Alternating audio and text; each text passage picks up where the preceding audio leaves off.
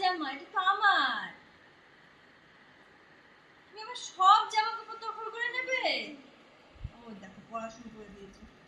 আচ্ছা পড়ো পড়ো, এটা পড়ো, এটা গায়ে দাও, গায়ে দাও, পড়ে ফেলো।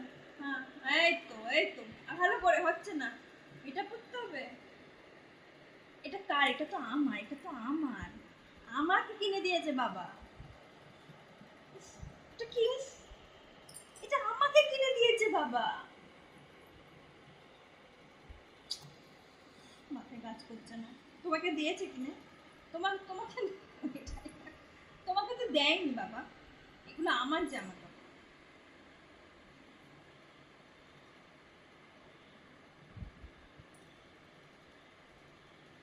পছন্দ হয়েছে মা? মা এটা তোমার পছন্দ হয়েছে? তো বাবাকে বলো, বলো বাবা আমার জন্য এরকম একটা কিনে দেবে।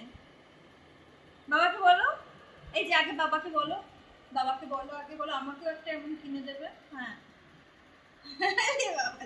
আমাকে একটা এমন কিনে দেবে, আমার এটা খুব পছন্দ হয়েছে। ওই দেখো বলতে যাচ্ছে। হ্যাঁ দেবে, বাবা দেবে, বাবা বলেছে তো দেবে।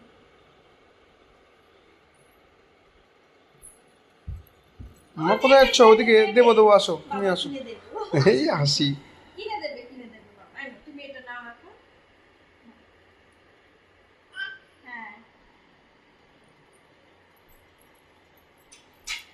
ছোটবেলায় এরকম এরকম আমার বাবা মার জন্য জুতো কিনে এনেছিল, আমার জন্য আনেনি সেরকম। কেন আমার জন্য আনেনি? ওরও সেরকম অবস্থা হয়েছে এখন থেকে। মায়ের জামা এসেছে, আমার কেন আসেনি? তাই না মা?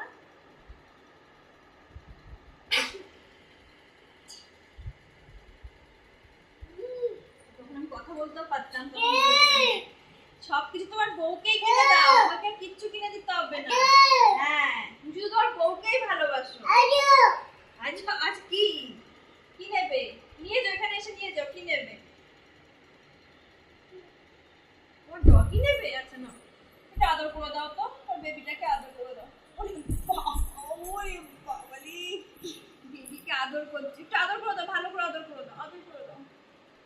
ওহো সোনা বেবি, আচ্ছা আচ্ছা সোনা সোনা।